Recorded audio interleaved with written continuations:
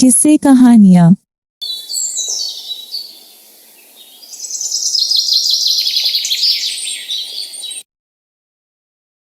सुबह सुबह ललिता आंगन में चूल्हा लीप रही होती है। तभी अमीर पड़ोसन कथा मिठाई लेके आती है। ये लो ललिता, लड्डू खाओ, देसी घी के बने हुए हैं। मगर कथा बहन, ये लड्डू किस खुशी में बांट रही हो? मेरे घर में 4 बर्नर वाला मॉडर्न गैस चूल्हा आया है, तो बस सोचा पड़ोसियों से खुशी बांट लूं। मगर अभी हाल फिलहाल में लगभग 6 महीने पहले तो आपने गैस चूल्हा खरीदा है। हाँ, मगर वो 2 बर्नर वाला चूल्हा था और मैं उस पर खाना बनाकर बोर भी हो गई थी। अब नए मॉडल का चूल्हा निकलेगा तो हम अमीर लोग ही खरीदेंगे ना। अच्छा, अब आई हैं तो चाय पी कर जाइएगा। इस पर कथा रघुवंशी नाक से कोड़कर बोलती है, नहीं रहने दो ललिता, वैसे भी तुम्हारा ये मिट्टी का चूल्हा, तुम मिट्टी तेल और गोबर के उपले से जलाती हो, मुझे स्मेल आती है। तुम भी छोटा मोटा गैस चूल्हा खरीद लो, फिर चाय पीने आऊंगी। अच्छा चलती हूँ, बाकी लोगों को लड्डू बांटने हैं। ललिता बहू, 2 घूंट चाय तो पिला दे, आज तो बड़ी देर लगा दी तूने। जी बाबूजी, बस चढ़ा रही हूँ चाय अभी। दुखी मन से ललिता चूल्हे पर चाय चढ़ा देती है। एक तो खुला आंगन, ऐसे में मिट्टी के चूल्हे पर खाना बनाना कठिनाई और चुनौती भरा मंजर होता है। ललिता का ससुराल बहुत गरीब तबके का था।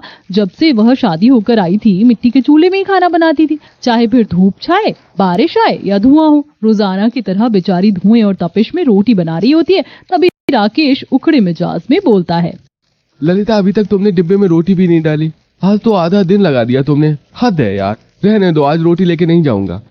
अरे राकेश, क्यों बहू पर ऐसे पिनक रहा है? कोई गैस चूल्हा थोड़ी है जो फट से जल जाएगा। मिट्टी का चूल्हा है, आंच जलने में हो जाती है देरी कभी कभी। अब बहू ने रोटी बना दी तो ले जा। ललिता डबडबाई आंखों से रोटी का डिब्बा दे देती है, पर इसमें पूरा दोष राकेश का भी नहीं था। घनघोर गरीबी में उसकी हर दिन की एक ही चिंता रहती, मजदूरी का काम मिल जाए तो परिवार का पेट भर जाए। इसी तरह सिलसिला जारी था। माँ जी, बाबूजी, आप दोनों को एक और रोटी दो। अरे नहीं बहू, रहने दे, मेरा तो 2 रोटी में ही पेट भर गया है। माँ जी, आपकी थाली में एक रोटी डालूं? नहीं बहू, मैं तो ये रोटी बड़ी मुश्किल से सधा रही हूँ। ले, इसी थाली में खा ले तू भी, दोपहरी हो गई है। माँ जी, बच्चों के स्कूल से आने का समय हो गया है, उन दोनों को खाना परोस कर फिर मैं खा लूंगी। आगे मेरे प्यारे बच्चों, जल्दी से हाथ मुंह धो लो, मैं खाना परोसती हूँ। पहले बताओ, खाने में क्या बनाया है? रोटी और आलू की भुजिया बनाई है बच्चों। रोटी भुजिया सुनते ही सोनू मुंह फुलाकर खाने से मना कर देता है। मुझको नहीं खाना आपकी सड़ी हुई रोटी भुजिया, आप ही खा लेना। मुझको भी आलू की भुजिया रोटी नहीं खानी है। मगर बच्चों, तुम दोनों को तो आलू की भुजिया रोटी पसंद है। पसंद है, लेकिन मालूम डेली आलू की भुजिया और सूखी रोटी और सादे दाल चावल के सिवा कभी कुछ अच्छा क्यों नहीं खाती हो? अरे पूजा, तो मेरी प्यारी समझदार पोती है ना, ऐसे खाने से नाराज नहीं होते हैं। क्या खाना है मेरी पोती को? दादी, मुझको मटर पुलाव, शाही पनीर, दाल मखनी खाने का दिल करता है, मगर माँ हमारे लिए कभी नहीं बनाती है। बच्चों, तुम्हें पता है ना, तुम्हारे पिताजी बड़ी मुश्किल से हमारा पेट भरवाते हैं। हम इतने अमीर नहीं हैं जो मटर पनीर जैसी महंगी सब्जी हमारे घर में बने। तो फिर हमारे लिए हलवा पूरी बनवा दो ना दादी। सोनू जैसे ही दबदबाई आंखों से हलवा पूरी खाने की इच्छा जताता है, गरीब रेवती, हरि प्रसाद और ललिता का दिल पिघल जाता है। बहू जा, थोड़ा 2-4 कचौड़ी और हलवा बनाकर दे दे, दोनों बच्चों का दिल रह जाएगा। जी माँ जी। ललिता कड़ी धूप में आंगन में आकर हलवा पूरी बनाने में जुट जाती है। हे भगवान, इस मिट्टी के चूल्हे पर पकवान बनाना राई के पहाड़ बनाने जितना कठिन है। शुक्र है भगवान का हलवा तो तैयार हो गया, जल्दी से पूरी छान लेती हूँ। ललिता पूरी तलने लगती, तभी एकदम से मिट्टी का चूल्हा टूट जाता है। तेल से भरी कढ़ाई पलट जाती है। तभी सास रेवती दौड़ कर आती है। अरे बहू, तू ठीक तो है? तेल का छींटा तो नहीं पड़ा? नहीं माँ जी, मैं ठीक हूँ, मगर चूल्हा टूट गया। अब खाना किस पर बनेगा?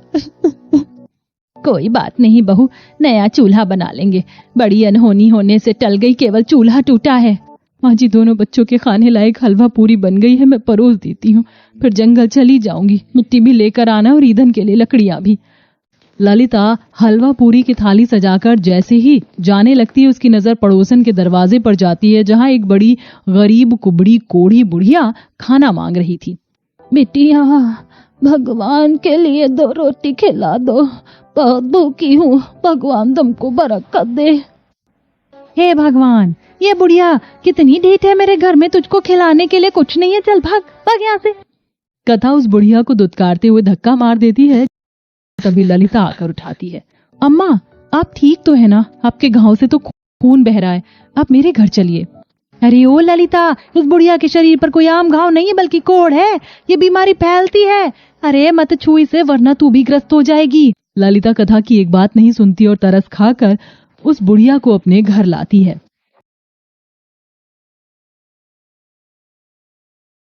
वहीं दोनों बच्चे अपना खाना उसे परोस देते हैं। ये लो दादी अम्मा, आप ये हलवा पूरी खा लो। भूख से बेहाल बुढ़िया झट से पूरी हलवा खा लेती और दोनों बच्चे टुकुर टुकुर देख रहे थे। ललिता ने रोते हुए कहा, बच्चों, अब तो घर में खाने को कुछ भी नहीं और चूल्हा भी टूट गया, आज खाना नहीं बन पाएगा। कोई नहीं माँ, हम भूखे रह लेंगे। उनकी बात सुनकर बूढ़ी अम्मा अपनी पोटली में से मिट्टी निकाल कर देती है। सुनो बेटी, मेरे पास इस खाने का मोल चुकाने के लिए और कुछ नहीं, केवल ये मिट्टी है। तुम इससे चूल्हा बना लेना, ये चूल्हा फिर कभी नहीं टूटेगा। मैं चलती हूँ। बुढ़िया ललिता को मिट्टी देकर चली जाती है। ललिता उस मिट्टी से चूल्हा तैयार करती है। जैसे जैसे मिट्टी सूखती है, चूल्हा खरे सोने की तरह चमचमाने लगता है। तभी रेवती टोकती है, ललिता बहू, ये चूल्हा कौन सी अनोखी मिट्टी से बनाया है? देख, कुंदन की तरह चमक रहा है। खैर, अब खाना चढ़ा दे, राकेश भी लौटने वाला होगा। जी माँ जी। जैसे ही ललिता चूल्हे पर भगोना चढ़ाती है, बर्तन लबालब लजीज शाही पनीर से भर जाता है, जिससे पूरा का पूरा गरीब परिवार अचंभा करने लगता है। अला माँ, ये चूल्हा तो जिनके चिराग की तरह जादू करता है। बहू, ये कैसा चमत्कार था? मैं भी उलझन में हूँ माँ जी। मैंने तो पतीले में कुछ पकाया भी नहीं, फिर पनीर की सब्जी से कैसे भर गया? ललिता चूल्हे की माया को थाने के लिए फिर से एक खाली बर्तन चूल्हे पर रखकर इच्छा मांगती है। मैं चाहती हूँ कि अभी के अभी इस बर्तन में शाही टुकड़ा मिठाई आ जाए। जादुई चूल्हा अपना चमत्कार दिखाता है और देखते ही देखते बर्तन स्वादिष्ट शाही टुकड़े से भर जाता है। सबकी आंखों में खुशियों की चमक छाई थी। इसका मतलब माँ जी, वो अम्मा भगवान का भेजा हुआ दूत थी जो हमारी परीक्षाएं लेने आई थी। देर ही सही बहू, ऊपर वाले की बरकत हमारे परिवार पर हुई है, तभी तो इस जादुई चूल्हे से हमें नवाजा है। बारी बारी से पूरा गरीब परिवार अपनी पसंद का खाना मांगता है। ए जादुई चूल्हे, मुझको मालपुआ और राज कचौड़ी खाना है। ससुर तरसते हुए जैसे ख्वाहिश जाहिर करता है। पूरा घर जादुई चूल्हे की सुनहरी रोशनी से प्रकाशमान होता और ढेर सारे मालपुए पकवान आ जाते हैं। कुछ देर बाद राकेश जब घर लौटता है तो उसे इस बारे में पता चलता है तो वह भी खुशी से फूला नहीं समाता है। ऐ मेरे जादुई चूल्हे, मुझ गरीब गृहिणी की सूनी रसोई को अनाज के भंडार से भर दो, ताकि आज के बाद मेरी रसोई में कोई कमी घटी ना रहे। तभी चूल्हे में से एक आनंद भरी आवाज आती है, जो हुक्म मेरे आका, भर जाए चावल, भर जाए आटा, आ जाए दाल, हो जाओ माला माल। देखते ही देखते ललिता की गरीब टूटी फूटी रसोई का नक्शा बदल जाता है। अनाज किस्म किस्म की दाल सब्जी भरपूरी से भर जाती है। ललिता, आज के बाद तुम्हारी रसोई के अन्न के खते सदा भरे होंगे, कोई कभी घटी तुम्हारे डेरे के निकट नहीं आएगी। मेरा इस्तेमाल कर और बदल लो अपनी तकदीर। अंत में ललिता सूझबूझ के साथ जादुई चूल्हे का सदुपयोग करती है और होटल खोल लेती है, जहां तरह तरह के खाना और व्यंजन खाने के लिए लोगों की भीड़ जुटने लगती है। शहर से अच्छे खासे संपत्ति वाले भी मीलों का सफर तय करके आते। इस तरह ललिता अपने परिवार के गरीबी दुख कष्ट को दूर करके एक सफल गृहिणी के तौर पर मिसाल कायम करती है। दोस्तों, अगर आपको वीडियो पसंद आया हो तो लाइक और शेयर जरूर करें। सुल्तानपुर एक छोटे से गांव में नरेंद्र नाम का लड़का अपनी बूढ़ी माँ के साथ एक छोटे से घर में रहता था। नरेंद्र के बचपन में ही उसके पिताजी का किसी बीमारी के चलते देहांत हो चुका था। पिता के गुजर जाने के बाद उसकी माँ ने दूसरों के घरों में काम करके नरेंद्र का पालन पोषण किया था। एक दिन नरेंद्र की माँ नरेंद्र से कहती है, बेटा, जब तेरे पिताजी का इंतकाल हुआ था, तू जब 2 साल का ही था, तुझे मैंने बड़ी मेहनत मशक्कत से पाला है। अब तुझे ही घर का सारा काम संभालना होगा। तू कुछ काम देख ले। माँ, मैं पढ़ा लिखा भी तो नहीं हूँ, मुझे मजदूरी के अलावा कोई और काम नहीं मिलेगा। अगर मैं पढ़ा लिखा होता तो मुझे कोई छोटी मोटी नौकरी मिल जाती, और आजकल तो मजदूरी भी बहुत मुश्किल से मिलती है। बेटा, अब यूं हाथ पर हाथ रखकर तो बैठ नहीं सकते, तुझे कोई काम करना ही पड़ेगा। घर में खाने के लिए कुछ भी राशन नहीं है। तू कल कोई काम देख लेना।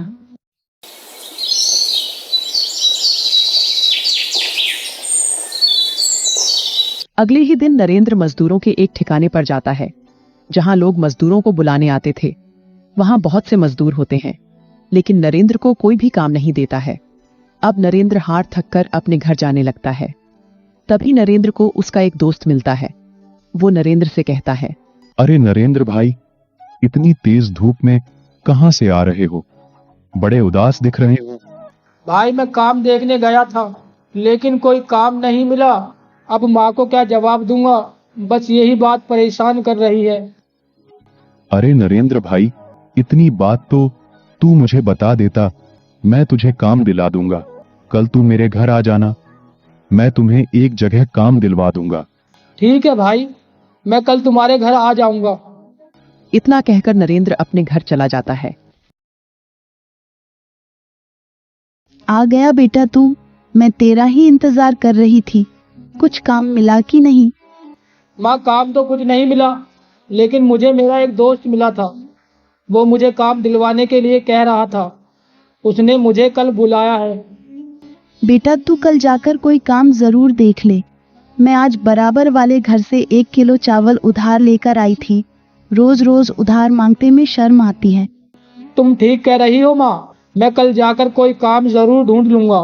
अब नरेंद्र अपनी माँ के साथ खाना खाता है और अगले ही दिन अपने दोस्त के घर चला जाता है। उसका दोस्त उसे एक गोदाम पर ले जाता है। गोदाम का मालिक नरेंद्र से कहता है, सुनो नरेंद्र, तुम्हारे दोस्त सुमित ने तुम्हारे बारे में मुझे सब कुछ बता दिया है। तुम अब से यही काम करोगे। तुम्हें ये बोरे इस गाड़ी से उतार कर गोदाम में डालने हैं। हर गाड़ी को खाली करने के तुम्हें 200 रुपए मिलेंगे। चलो अब जल्दी काम पर लग जाओ, दूसरी गाड़ी आने ही वाली है। नरेंद्र गाड़ी से सारे बोरे उतारकर गोदाम में रख देता है। मालिक, मैंने सारी बोरियां गोदाम में रख दी हैं। अब मुझे मेरी मजदूरी के पैसे दे दो। नरेंद्र, तुमने तो बड़ी जल्दी सारी बोरियां गोदाम में रख दी। ये लो अपनी मजदूरी, और कल जल्दी आ जाना। नरेंद्र गोदाम के मालिक से पैसे लेकर चला जाता है। मजदूरी के पैसों से वो अपने घर का राशन लेकर जाता है और फिर अपनी माँ से कहता है, माँ, मैं पूरे हफ्ते का राशन ले आया हूँ। अब तुम्हें परेशान होने की कोई जरूरत नहीं है। बेटा ये तूने बहुत अच्छा किया जो पूरे हफ्ते का राशन ले आया। वैसे बेटा काम क्या था? माँ, मजदूरी के अलावा और क्या काम हो सकता है? गाड़ी से बोरियां उतारकर गोदाम में रखी थी, उसकी वजह से सारा शरीर दुख रहा है। तुम मुझे जल्दी से खाना दे दो, मैं खाना खाकर आराम करूंगा। मुझे सुबह जल्दी निकलना है। नरेंद्र खाना खाकर सो जाता है। शरीर में थकावट की वजह से नरेंद्र की आंख थोड़ी देर से खुलती है। नरेंद्र जल्दी से उठकर अपनी माँ को बीगर बताए काम के लिए निकल जाता है। जब नरेंद्र काम पर पहुंचता है तो गोदाम का मालिक नरेंद्र से कहता है, अरे नरेंद्र, ये कोई वक्त है आने का? मैं कब से तुम्हारा इंतजार कर रहा था। सुबह से 2 गाड़ी खाली हो चुकी हैं, इसलिए मैंने किसी और को काम पर रख लिया।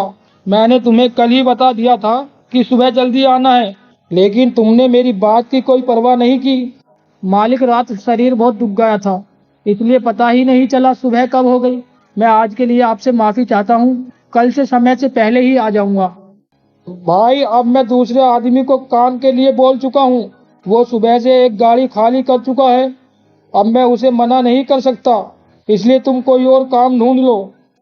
नरेंद्र निराश होकर वहां से अपने घर चला जाता है।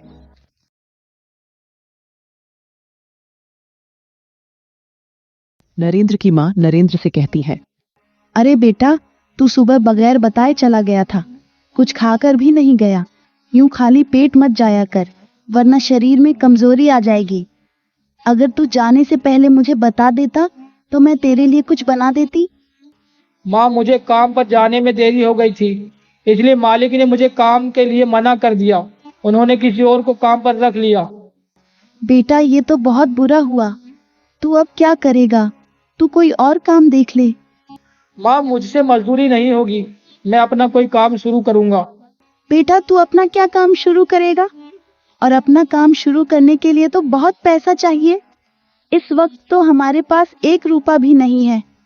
बेटा तू महीने 2 महीने किसी और के यहाँ काम कर ले। जब तेरे पास पैसे हो जाए तो अपना काम शुरू कर लेना। तुम सही कह रही हो माँ, मैं कल कोई दूसरा काम देखने जाऊंगा। अगले ही दिन नरेंद्र काम की तलाश में घर से निकल जाता है।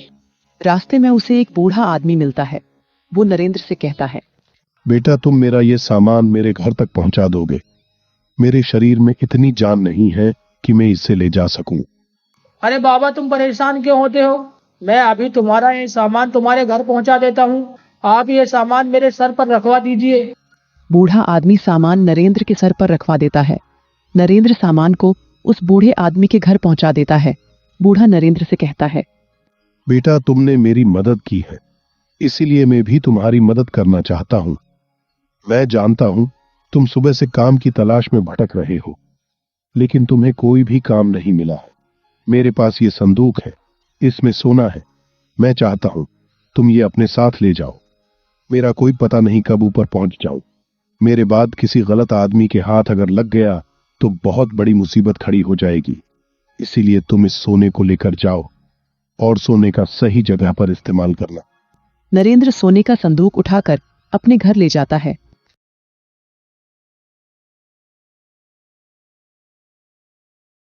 और सारी बात अपनी माँ को बताता है। बेटा, तुझे ऊपर वाले ने अपनी दौलत से नवाजा है। इस सोने का सही जगह इस्तेमाल करना। जैसे हम लोग गरीब हैं, वैसे ही हजारों लोग गरीब हैं। तुम सबकी मदद करना। जो दूसरों की मदद करता है, खुदा उसकी मदद करता है। माँ, जैसा तुम कहोगी वैसा ही होगा। मैं इस सोने को बेचकर जमीन लूंगा और उस पर खेती करूंगा। नरेंद्र सारा सोना बाजार में बेचकर बहुत सारी जमीन खरीदता है, जिससे उसकी पैदावार बहुत अच्छी हो जाती है।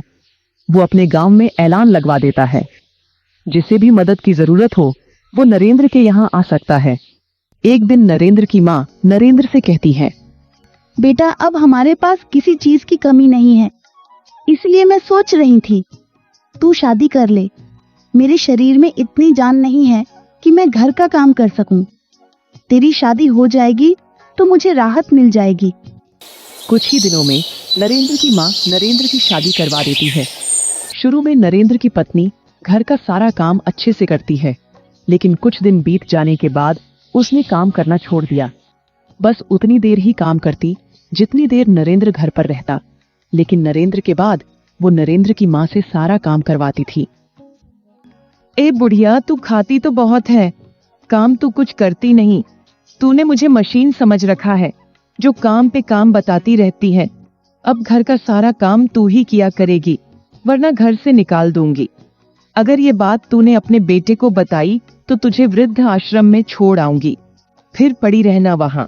और सुन, घर का सारा काम करने के बाद मेरे लिए चाय बना देना अच्छी सी। बेटा, बाहर गरीब आदमी मदद के लिए आए हैं, उन्हें कुछ राशन या पैसे दे दो। आज से इस घर में किसी की मदद नहीं होगी, न किसी को कोई राशन दिया जाएगा, न ही पैसे। मेरा पति इतनी मेहनत से पैसा कमाता है और मैं उन पैसों को इन गरीब लोगों पर उड़ा दूं, ये सही नहीं है। अब घर में जो होगा मेरी मर्जी से होगा, जो मैं चाहूंगी वो होगा। उधर वो बूढ़े बाबा जिन्होंने नरेंद्र को सोने का संदूक दिया था, वो सोचते हैं कि नरेंद्र को जो उसने सोना दिया था वो उसका सही से इस्तेमाल कर भी रहा है कि नहीं। इसलिए वो नरेंद्र के घर मदद के लिए जाता है। अरे बेटा, कोई है घर में, मुझे मदद की जरूरत है।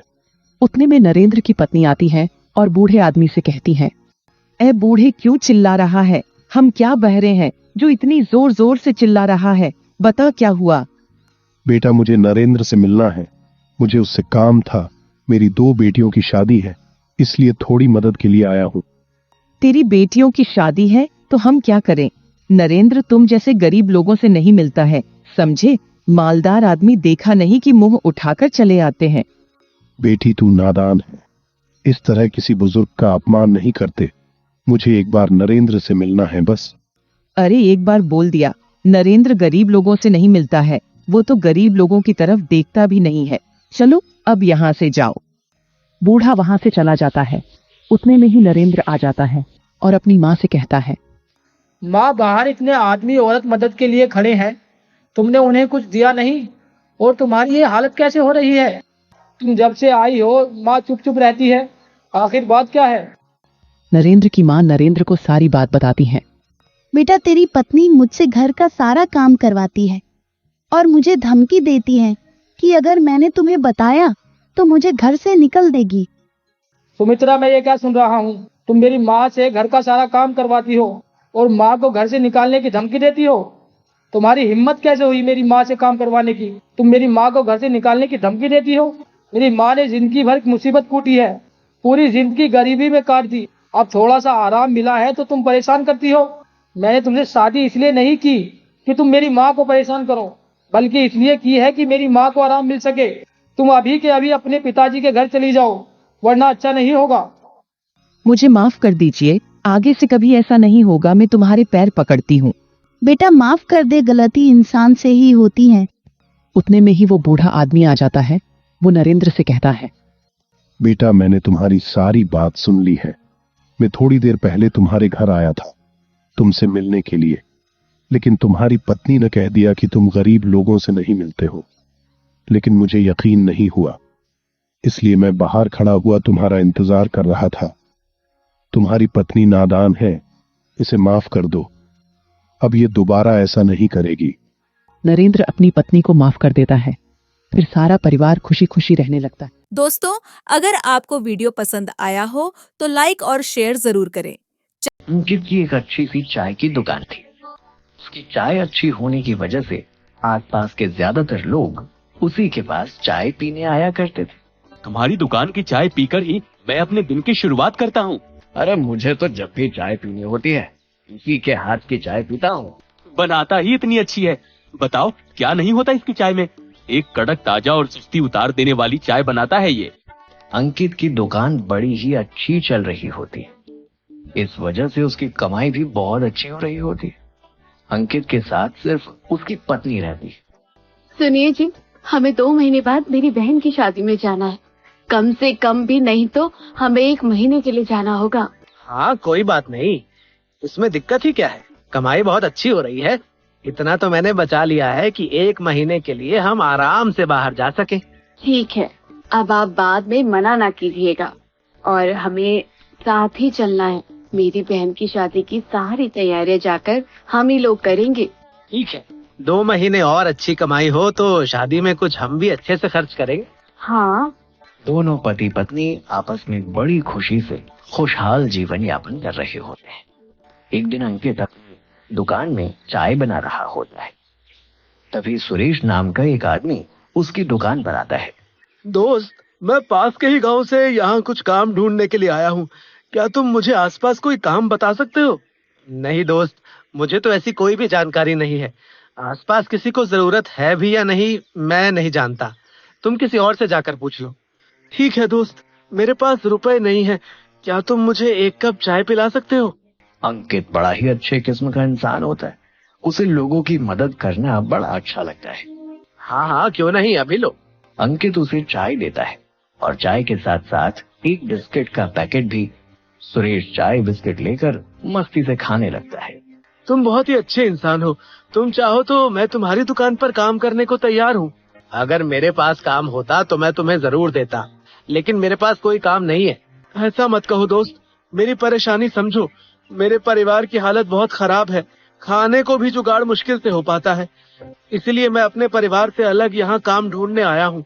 पहले जो काम करता था वो छूट चुका है, तो अब जो भी मुझे मिलेगा मैं वो काम कर लूंगा। तुम मुझे अपनी दुकान पर काम दे दो। मेरी तो बस ये छोटी सी चाय की दुकान है, इसमें अगर मैं तुम्हें भी रख लूंगा तो तुम्हें देने के बाद मेरे पास कुछ खास नहीं बचेगा। कोई बात नहीं, तुम मुझे कुछ भी मत देना। तुम जब चाहो तब मुझे रुपए देना। बस मुझे दुकान में सोने की जगह और एक टाइम पर खाना दे देना, बाकी मैं अपना देख लूंगा। तुम जो भी कहोगे मैं वो कर दिया करूंगा। अंकित थोड़ी देर सोचता है। वैसे तो मुझे दुकान में किसी की भी जरूरत नहीं है, लेकिन फिलहाल इसे काम की जरूरत है। अगर मैं इसे काम दे दूं तो क्या बुराई है? एक वक्त का खाना और सोना ही तो मांग रहा है, और अगर हो सकेगा तो महीने में कुछ रुपए भी दे दिया करूंगा। हाँ, ये ठीक ही रहेगा। अंकित उसकी बात मान जाता है और उसे काम पर रख लेता है। घर पहुंचकर ये बात वो अपनी पत्नी को बताता है।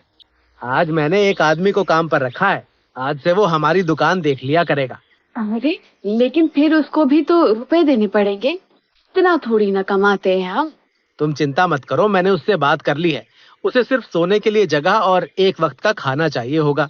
अब से तुम दोपहर में मुझे खाना दे दिया करना, वो वही खाना खा लिया करेगा और रात में दुकान में सो जाया करेगा। लेकिन ऐसा करने की जरूरत क्या है? वैसे तो कोई खास जरूरत नहीं है, लेकिन तुम्हारी बहन के यहाँ जब 1 महीने के लिए हम जाएंगे तो दुकान बंद रहेगी। उस वक्त दुकान की कोई कमाई नहीं होगी। ऐसे में अगर सुरेश होगा तो दुकान वो देख लिया करेगा और इसी तरह हमारी दुकान की कुछ ना कुछ कमाई हो जाया करेगी। हाँ फिर ठीक है, लेकिन भरोसे का तो इंसान है ना, किसी अनजान को तो नहीं रख लिए आप? हाँ, ये तो मैंने सोचा ही नहीं। तुम सही कह रही हो, मैं उसके बारे में कुछ जानता ही नहीं हूँ। कहाँ से आया है, क्या करता था, उसका घर कहाँ है, उसने कुछ भी नहीं बताया है। मैं उससे कल ही ये सब पूछ लूंगा। हाँ, इंसान के बारे में जानना भी तो जरूरी है।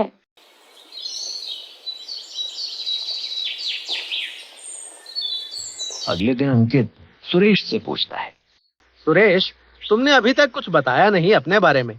तुम कहाँ से हो, यहाँ क्यों आए हो, पहले क्या करते थे और तुम्हारे घर में कौन कौन है, मुझे कुछ भी नहीं पता है। कम से कम मुझे कुछ तो बताओ अपने बारे में। दोस्त, तुम बेवजह ही मुझ पर शक कर रहे हो। मैं यहाँ पड़ोस के गांव से ही आया हूँ और अपने लिए एक नई जगह पर काम ढूंढना चाहता हूँ, लेकिन अगर तुम्हें मुझ पर जरा सा भी शक है तो मैं अभी चला जाता हूँ। अंकित को थोड़ा सा बुरा लगता है और वो सुरेश को रोकते हुए कहता है, नहीं, मेरा वो मतलब नहीं था। मैं तो बस जानना चाहता था कि तुम कहाँ से आए हो। सुरेश अंकित की दुकान पर काम करने लगता है और अंकित भी धीरे धीरे सुरेश को काम सिखाने लगता है। देखो सुरेश, दूध में कभी भी पानी नहीं मिलाना, लोगों को अच्छे और ज्यादा दूध की चाय पिलाना और पत्ती अच्छे से डालना। चाय को ज्यादा मीठा भी नहीं करना, ठीक है? सुरेश भी चाय बनाने लगता है और अंकित धीरे धीरे दुकान का थोड़ा बहुत काम सुरेश को सौंपने लगता है। सुरेश, मैं घर जाकर तुम्हारे लिए खाना ला रहा हूँ, तब तक तुम दुकान को देख लेना। हाँ, बिल्कुल, तुम चिंता मत करो। अंकित घर पर खाना लेने चला जाता है। सुरेश की दुकान पर ग्राहक आता है। एक बढ़िया सी चाय देना मेरे लिए। सुरेश चाय देता है और ग्राहक चाय पीकर बड़ा खुश होता है। वाह, तुम तो बिल्कुल अंकित जैसी चाय बनाते हो। ग्राहक भी सुरेश से बड़े खुश होते हैं। अब अंकित का दुकान पर जाने का सिलसिला बदल जाता है। वो सुबह की जगह दोपहर में दुकान जाता था। सुबह से दोपहर तक सुरेश ही दुकान देखता था। दोपहर को अंकित सुरेश के लिए खाना ले जाता और शाम में जल्दी घर आ जाता। रात में सुरेश वही खाना खाकर दुकान में सो जाया करता था। बड़ा आराम हो गया है जब से सुरेश आया है। पहले मुझे कितनी भागदौड़ करनी पड़ती थी, सब कुछ खुद ही देखना पड़ता था। अब आधे से ज्यादा काम तो सुरेश ही देख लेता है और मांगता भी कुछ नहीं है। कितना अच्छा इंसान है। हाँ, अब हम सुरेश की वजह से शादी में ज्यादा दिन रुक सकेंगे। पहले हम 1 महीना ही रुकने वाले थे, अब हम 2 महीने आराम से रुक कर जाएंगे। हाँ, क्यों नहीं, तुम चिंता मत करो, सुरेश सब देख लेगा। अंकित शादी में जाने से पहले सुरेश को बताता है, सुरेश, मैं 2 महीने के लिए अपनी ससुराल जा रहा हूँ। मेरी साली की शादी है और उसकी शादी का सारा इंतजाम मुझे ही देखना है, इसलिए 2 महीने के लिए दुकान तुम चलाओगे। सभी ग्राहकों से अच्छे से पेश आना और चाय हमेशा अच्छी बनाना और किसी को भी उधार में कुछ मत देना। अंकित, तुम बिल्कुल भी चिंता मत करो, यहाँ मैं सब कुछ देख लूंगा। तुम आराम से शादी करा के आओ, बस आते समय मेरे लिए मिठाई जरूर ले आना। अरे ये भी कोई कहने की बात है, जरूर लाऊंगा। अंकित पत्नी को लेकर गांव जा रहा होता है। तभी उसकी पत्नी उससे कहती है, आपको क्या लग रहा है, हम सही तो कर रहे हैं ना दुकान सुरेश पर छोड़कर? अरे तुम चिंता मत करो, मुझे सब पता है कि दुकान में कितना माल है और वो कितने का बिक सकता है। मैं लौट कर देखूंगा और जितना सामान बिका होगा सुरेश से उतने रुपए लूंगा। तुम बिल्कुल भी चिंता मत करो। अंकित अपनी पत्नी संग गांव चला जाता है और उसके जाते ही सुरेश को दुकान पर अधिकार मिल जाता है। बस इसी मौके का तो इंतजार कर रहा था मैं। अब 2 महीने तक ये दुकान मेरी है, मैं इसमें कुछ भी कर सकता हूँ। सुरेश तुरंत ही चाय के दाम बढ़ा देता है। जो चाय पहले 10 रुपए में देता था, अब उसके दाम बढ़ाकर 15 रुपया कर देता है। ग्राहक उसकी दुकान पर आकर चौंक जाते हैं। अरे सुरेश, ये पैसे एकदम 10 से 15 कैसे कर दिए तुमने? कल तक तो 10 रुपए थे। इतने सालों में अंकित ने तो कभी रुपए नहीं बढ़ाए। भैया, मेरी दुकान होती तो मैं आपको फ्री में दे देता, लेकिन दुकान तो अंकित की है ना, मैं उसका कहा कैसे टाल सकता हूँ। अरे लेकिन हम तो रोज ही पीने वाले हैं, हमें तो कुछ कम करके दो सुरेश। अब मैं क्या करूँ भैया, अंकित जी की समस्या ही कुछ ऐसी है। कैसी समस्या? आपको पता नहीं, अंकित जी की माँ की तबीयत काफी खराब है, इसलिए वो गाँव गए हुए हैं। लेकिन इस वजह से दाम इतना क्यों बढ़ा दिया है? अरे आप ही सोचिए, अंकित भैया एक साधारण सी चाय की दुकान चलाते हैं और आप सभी के लिए अंकित भैया कितना कुछ किए हैं। वो कितने अच्छे इंसान हैं। हाँ ये तो है, अंकित बहुत ही अच्छा इंसान है। जब भी किसी को मदद चाहिए हो तो वो जरूर ही मदद करता है। तो अब तो हम लोगों की बारी है, अब हमें अंकित भैया की मदद करनी चाहिए। अगर हम थोड़ा ज्यादा रुपए देकर कुछ दिन चाय पी लें तो अंकित भैया की मदद हो जाएगी। फिर मैं वो रुपए खुद अंकित भैया को दे आऊंगा और 2 महीने बाद चाय के दाम वापस से 10 रुपए हो जाएगा। आप चिंता ना करें, बस 2 महीने की ही बात है। अरे ये बात, फिर तो तुम मुझसे 15 क्या, तो 20 रुपए ले मुझसे। हाँ और मुझे 30 रुपए। अंकित के लिए तो हम कुछ भी कर सकते हैं, वो हमारी कितनी बार मदद कर चुका है। ग्राहक उसकी दुकान पर चाय पीना जारी रखते हैं। अब सब इसी तरह चलता है। सुरेश 10 की जगह 15 की चाय बेचने लगा था और उसकी चाय भी उतनी अच्छी नहीं रही। चाय में वो बात नहीं रही सुरेश, मजा नहीं आता है। बस कुछ दिन देख लीजिए, उसके बाद तो आपको अंकित अपने हाथ की चाय पिलाया करेंगे। आपको जरा भी शिकायत का मौका नहीं मिलेगा। मैं भी अपनी तरफ से कुछ न कुछ जरूर करूंगा। आपके लिए पूरे दूध की चाय बनाया करूंगा आपसे। खैर अभी आप ये नमकीन और ये बिस्किट खाइए। वो सभी को नमकीन और बिस्किट आधे दामों पर देने लगता है। चलो कम से कम नाश्ता तो अच्छा हो जाया करेगा। जल्दी ही अंकित की दुकान खाली होने लगती है। अब लोग चाय के साथ साथ बिस्किट और नमकीन भी लेते थे, जिससे सुरेश की बहुत अच्छी कमाई हो रही थी। और इन 2 महीनों में सुरेश ने काफी रुपए इकट्ठे कर लिए।